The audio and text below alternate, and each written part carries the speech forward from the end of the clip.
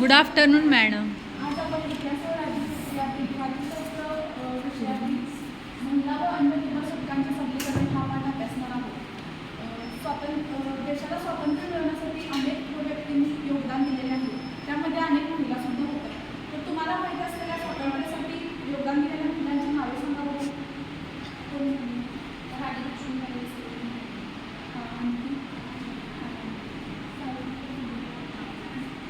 स्वातंत्र्य मिळवून देण्यासाठी अनेक महिलांनी योगदान दिलेलं आहे. तर आता आपण तुमच्या संगणकाच्या सहाय्याने तुमच्याकडे असलेल्या त्या मोबाईल या उपकरणाच्या सहाय्याने आपण त्याची आधीची माहिती घेणार आहोत. तर मी जे इन्स्ट्रक्शन सांगणार आहे ते गुगल सर्च इंजिनला जावा. तुमच्या मोबाईलमध्ये गुगल हे ॲप्लिकेशन उघडा.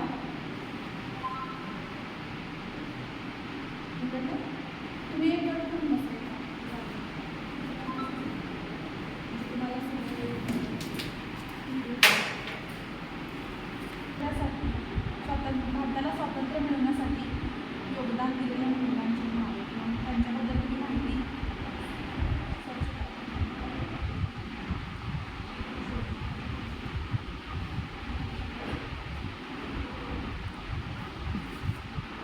भारताला स्वातंत्र्य मिळवण्यासाठी योगदान दिलेल्या महिला,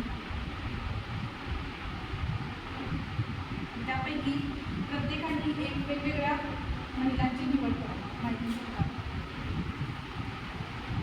तुम्हाला पहिल्यांदा यादी दिसली. दहावी वाचामध्ये सरोजिनी नायडू. तू काय करायचं आता? सरोजिनी नायडू याच्यावरती त्यांनी स्वातंत्र्य मिळवून देण्यासाठी कसं काम केलं याच्यावरती 5 ते 10 ओळींची माहिती गोळा करायची. अरुणा आसफाली. तू काय करायचं? अरुणा आसफाली यांच्याबद्दल अधिक माहिती मिळवण्याचा प्रयत्न कर. गुगल सर्च इंजिनचा वापर करा आणि त्याच्यानुसार माहिती मिळवा. सांगा. उषा मेहता यांच्याबद्दल तुम्ही अधिकची माहिती गोळा करा. त्यासाठी गुगल सर्च इंजिनचा वापर करा. त्यामध्ये पुढे जाऊन तुम्हाला विकिपीडिया किंवा विकासपीडिया इत्यादी वेबसाईट मिळतील. तुम्ही अनेक वेगवेगळ्या वेबसाईटचा वापर करून त्यातून सर्च करू शकता.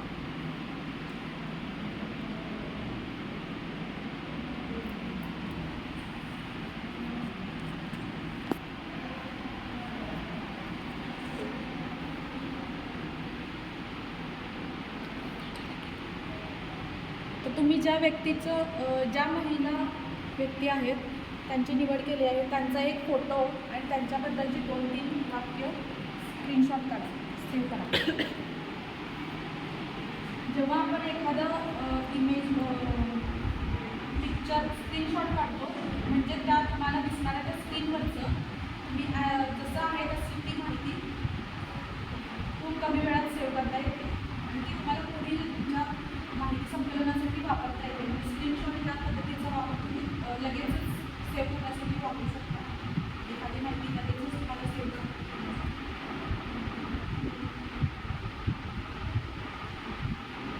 आता तिथं कॉपी पेस्ट असा एक ऑप्शन असेल तर ती 2 ते 3 ओळींची माहिती कॉपी पेस्ट करायची आहे तुम्हाला. कॉपी पेस्ट करताना त्या माहितीवरती 1 ते 2 सेकंद प्रेस करायचं आहे. तिथे तुम्हाला वरती एक ऑप्शन दिसेल कॉपी. कॉपी केल्यानंतर तुम्हाला जिथे जाऊन ती माहिती पोस्ट करायची आहे तिथे जाऊन तुम्हाला ती पुन्हा एकदा 1 ते 2 सेकंद प्रेस करायचं आहे आणि तुम्ही ती माहिती तुम्हाला पेस्ट करते.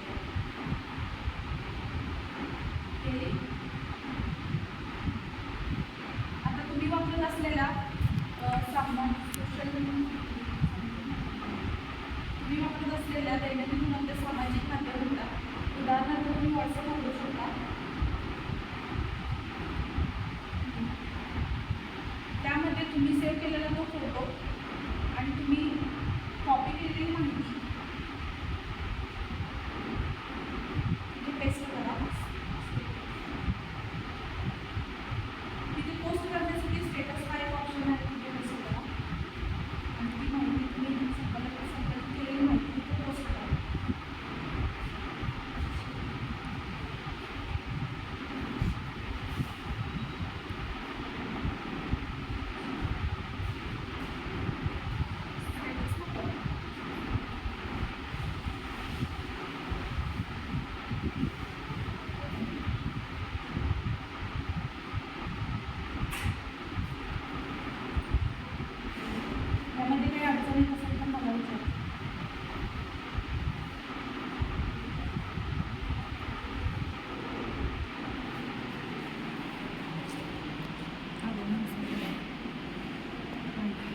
अशा प्रकारे तुम्ही गुगल सर्च इंजिनचा तुम्हाला हवी असलेली माहिती मिळवण्यासाठी आणि ती संकलित करण्यासाठी आणि एखाद्या माध्यमावरती पोस्ट करण्यासाठी याचा वापर तुम्ही करू शकता. याचप्रमाणे तुम्हाला ह्याचा वापर अध्ययनासाठी पण होऊ शकतो.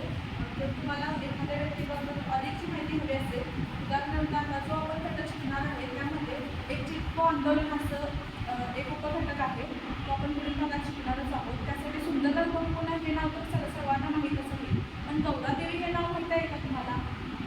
तर गौरादेवी यांच्याबद्दल तुम्ही उद्या येताना गुगल सर्च इंजिनवर अधिकची माहिती गोळा करून आणा. त्यांनी कशाप्रकारे तिथे वृक्षतोड केली जात होती आणि त्याला त्यांनी नकार देण्यासाठी किंवा त्याला त्यांनी विरोध करण्यासाठी झाडांना असा विरोध करून किंवा विधी मारून झाडांची बचाव करण्यासाठी त्यांनी एक आंदोलन केलं होतं. त्यामध्ये गौरादेवी हा गौरादेवींनी त्यामध्ये खूप मोठं योगदान केलेलं आहे. त्याची माहिती तुम्ही उद्या गुगल सर्च इंजिनचा वापर